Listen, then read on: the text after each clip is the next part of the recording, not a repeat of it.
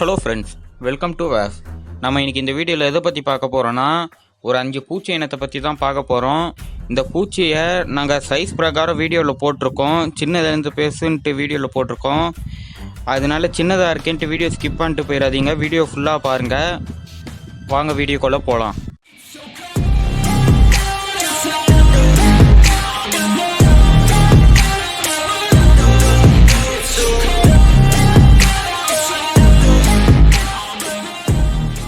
இப்போ நம்ம 5வது இடத்துல பார்க்க போகிற பூச்சியோட பேர் என்னன்னா ட்ரைலோபைட்.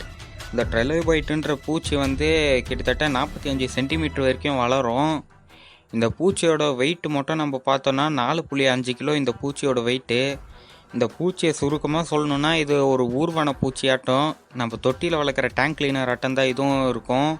ஏன்னா இது ஒரு இடத்துல இருக்காது, இது பல இடத்துல அதுங்க பாட்டுன்னு ஊர்வனமாட்டம் உருந்துக்கிட்டே இருக்கும். உதாரணத்துக்கு ஆழ்கடலில் உருந்துக்கிட்டு இருக்கோம், அப்படி இல்லைன்னா ப்ரெடேட்டர் இருக்கிற இடத்துல ஜாலியாக இதுங்க பாட்டுன்னு சுற்றிக்கிட்டு இருக்கோம். அப்படி இல்லைன்னா ஸ்வாம்பில் இதுங்க பாட்டுன்னு இருக்கும். அப்படியும் இல்லைன்னா நிலத்தில் இருக்கும். இதுங்க ஒரு இடத்துல இருக்காது, நிறைய இடத்துல இதுங்க வந்து வாழ்ந்துட்டுருக்குது. அது மட்டும் இல்லாமல் இந்த பூச்சி வந்து தண்ணியில் இருக்கிற அழுக்கு, அதுக்கப்புறம் பிளான்டைன் அதில் தான் சாப்பிட்றதுன்ட்டு ஒரு தீர்வு சொல்லியிருக்காங்க. இது இன்னும் அப்படி என்ன தான் சாப்பிட்றதுன்ட்டு சரியாக சொல்லப்படலை. மிச்சப்படி வேறு எதுவும் இந்த பூச்சியை பற்றி சொல்கிறதுக்கு வேறு எதுவும் இல்லை.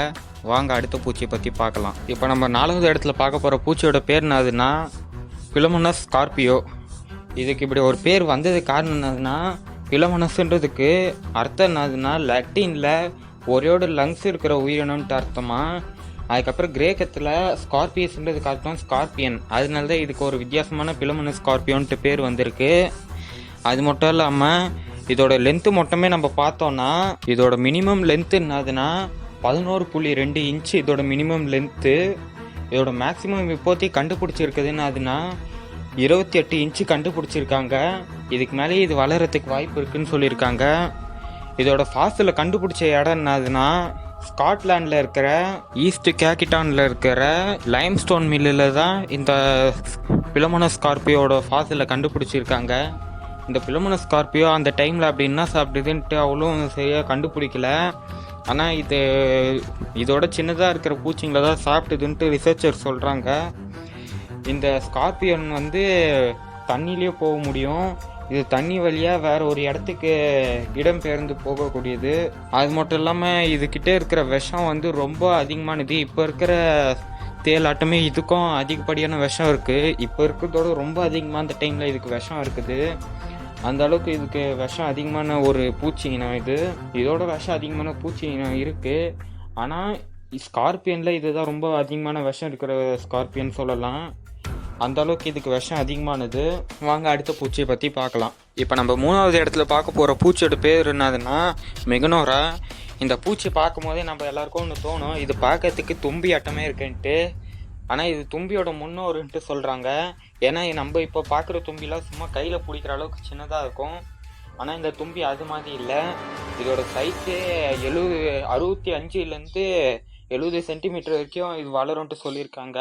இதோட ஃபாசில் முதல்ல 1880 ஸ்டெப்பினியான்ற ஒரு ஊரில் தான் கண்டுபிடிக்கிறாங்க. அந்த ஊரில் கோல் மெஷரிங் கம்யூனிட்டி வந்து இதை கண்டுபிடிக்கிறாங்க. அதுக்கப்புறம் ஒரு முழுமையான ஃபாசில் 1979 பொல்சோவர்ன்ற ஒரு ஊரில் கண்டுபிடிக்கிறாங்க. இந்த மெக்னேரியா வந்து எல்லா விதமான இடத்துலையும் வாழும்ட்டு சொல்லியிருக்காங்க. ஸ்வாம்ப்பு, ஃபாரஸ்ட்டு, அது மாதிரி எல்லா விதமான இடத்துலையும் வாழும்னு சொல்லியிருக்காங்க. இதோட ரெக்கையோட அளவு மட்டுமே நம்ம பார்த்தோன்னா 70 சென்டிமீட்டர் இருக்கும்.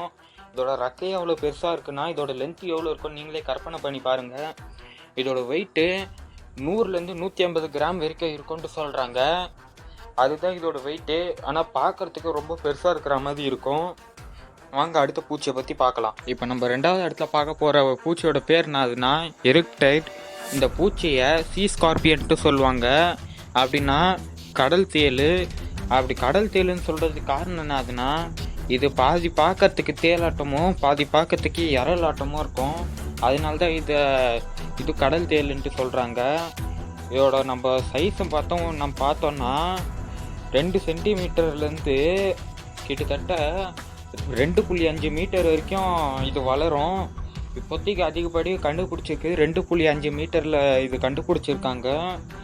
இது வந்து ஃப்ரெஷ் வாட்டர்லேயும் அப்படி இல்லைன்னா பிரிஸ்கியஸ் வாட்டர்ன்ட்டு ஒன்று இருக்குது, அதுலேயே தான் வாழுமா. பிரிஸ்கியஸ் வாட்டர்னால் என்னதுன்னா கடல் தண்ணியும் ஃப்ரெஷ் வாட்டரும் கலந்தது தான் பிரிஸ்கியஸ் வாட்டர்ன்ட்டு சொல்கிறாங்க. அந்த 2 விதமான தண்ணிலேயே இது வாழும். இது கடலில் இருக்கிற பிளான்டின் அதுக்கப்புறம் மிச்சம் சின்ன சின்ன பூச்சிங்கள்லாம் சாப்பிடுன்ட்டு சொல்கிறாங்க. ஆனால் இது இன்னும் சரியாக என்ன சாப்பிடுன்ட்டு சொல்லப்படலை.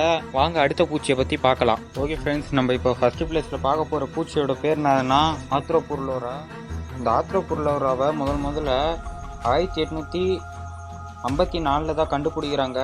இது நார்த் அமெரிக்காவில் இருக்கிற ஸ்காட்லாண்டில் தான் கண்டுபிடிக்கிறாங்க. இது 340 மில்லியன் வருஷங்களுக்கு முன்னாடி வாழ்ந்த ஒரு உயிரினம். இந்த ஆத்ரோபுர்லோட லென்த்து மட்டுமே நம்ம பார்த்தோன்னா 0.3லேருந்து 3 மீட்டர் வரைக்கும் இது வளரும். அவ்வளோ பெருசாக இது வளரும். அதுக்கு மேலே வளர வாய்ப்பு இருக்குன்னு சொல்கிறாங்க. ஆத்ரோபுர்லோராக்கு மேலே ஒரு ஃப்ளாட்டு, அது எப்பயுமே ஃப்ளாட்டாக இருக்கும்னு சொல்ல முடியாது, ஆனால் அது மேலே வந்து ஒரு ஆர்மர் ஆட்டம் இருக்கும். அந்த ஆர்மரு மொத்தம் 3 விதமான ஆர்மராக இருக்குது. ஒன்று சென்டர் பிளேட் ஆர்மர், நடுவில் ஒன்று இருக்கும், மிச்சம் 2 வந்து காலை கவர் பண்ணியிருக்கோம் 2 சைடும். அது மட்டும் இல்லாமல் அந்த ஆர்மர் தலையும் கவர் பண்ணியிருக்கோம்.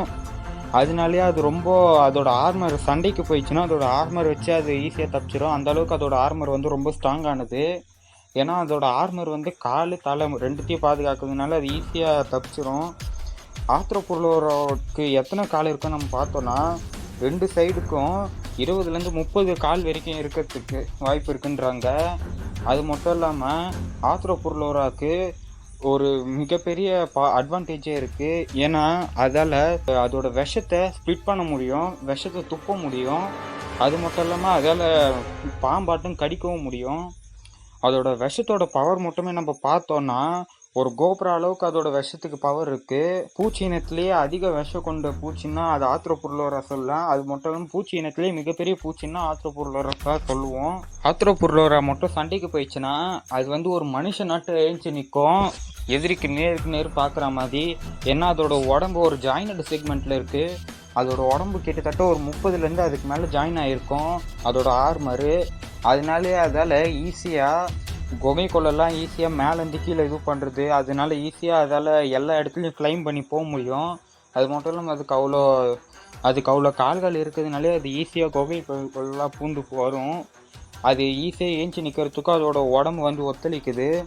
அதனாலேயே ஆத்ரோபுர்லோரா வந்து ஏறி நின்று அது ஸ்ட்ரெயிட்டாக பார்த்து நின்றுச்சுன்னா ஒரு மனுஷனாட்டமே அதால் நிற்க முடியும். இந்த ஆத்ரோபுர்லோரா அதிகமாக எங்கே வாழ்ந்ததுன்ட்டு சரியாக சொல்லப்படலை. அது கேவ்லையும் அதுக்கப்புறம் ஸ்வாம்பு கிட்ட வாழ்ந்ததாக சொல்கிறாங்க. ஆனால் சரியான தீர்வு இன்னும் கொடுக்கல. இந்த வீடியோ நான் முடிக்கிறதுக்கு முன்னாடி ஒரு விஷயம் உங்களுக்கு சொல்ல விரும்புகிறேன். இந்த பூச்சிங்களை இவ்வளோ பெருசாக வளர்ந்தது ஏன்ட்டு சொல்ல விரும்புகிறேன். அது மட்டும் இல்லாமல் இதுங்க அழிஞ்சதுக்கு காரணம் ஏன்ட்டும் நான் ஒரு விஷயம் சொல்ல விரும்புகிறேன். வாங்க அதை பற்றி பார்க்கலாம். இந்த பூச்சிங்கள் இவ்வளோ பெருசாக வளர்ந்ததுக்கு காரணம் என்னதுன்னா அந்த டைமில் ஆக்சிஜன் லெவல் 50% அதிகமாக இருந்தது இப்போ இருக்கிறதோட. அதனால தான் அந்த டைமில் இந்த பூச்சிங்க இவ்வளோ பெருசாக வளர்ந்தது. அப்போது இந்த பூச்சிங்க மறுபடியும் இவ்வளோ பெருசாக வளருமான்னு கேட்டிங்கன்னா கண்டிப்பாக வளர்கிறதுக்கு வாய்ப்பு இருக்குது. மறுபடியும் அதே அளவு ஆக்சிஜன் லெவல் வந்துச்சுன்னா கூடவே கிளைமேட்டும் மாறிச்சுன்னா இந்த பூச்சிங்க மறுபடியும் அவ்வளோ பெருசாக வளர்கிறதுக்கு வாய்ப்பு இருக்குது. அது மட்டும் இல்லாமல் இந்த பூச்சிங்க அழிஞ்சதுக்கு காரணம் என்னதுன்னா உணவு பற்றாக்குறை, அதுக்கப்புறம் கிளைமேட் சேஞ்சு. அது மட்டும் இல்லாமல் ஒரு எரிக்கல் விழுந்ததுனால தான் இந்த பூச்சிங்கெல்லாம் அழிஞ்சுது. ஏன்னா எரிக்கல் விழுந்ததுனால தான் டைனோசர்களும் அழிஞ்சுது. அதே பட்டியலில் இதுங்களும் வரும். அதனால தான் இந்த பூச்சி இனமும் அழிஞ்சிச்சு. இந்த வீடியோ பிடிச்சிருந்தா மறக்காமல் லைக் பண்ணுங்கள், உங்கள் ஃப்ரெண்ட்ஸுங்களுக்கும் ஷேர் பண்ணுங்கள். அப்படியே சப்ஸ்கிரைப் பண்ணிட்டு கூட பெல் பட்டன் வரும், அதை கிளிக் பண்ணி நோட்டிஃபிகேஷன் பெற்றுக்கோங்க. நன்றி, வணக்கம்.